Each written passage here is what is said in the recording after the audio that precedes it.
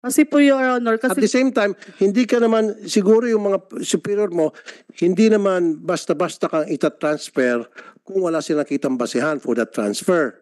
Sino po nag-transfer sa kanya? yung provincial director po Oh. namin. Okay, kayo po yung provincial director, Colonel. So what was the basis for your decision to transfer Sergeant Palabay from point A to point B?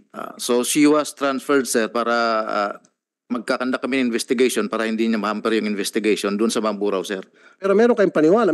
Kaya nga, meron probable cause sa tingin ninyo na talagang nagsasabing totoo si Ma'am LB kaya transfer nyo. Kasi kung wala kayo nakita probable cause na talagang nagsasabing totoo si Ma'am LB, pwedeng steady muna siya, status quo dun sa kanyang situation, right?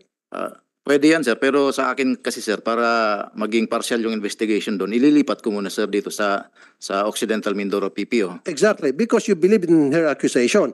Because if you don't believe in her accusation, regardless, steady muna siya kasi baka gumagawa-gawa ng istorya. Tama? Pwede rin yun, sir. Kailangan ang kuwan ko nga, sir, isililipat ko lang muna sa PPO para magkanda. Okay, yes, nilipat. Ngayon may nasempa ng kaso, nasa korte na ata. Tama?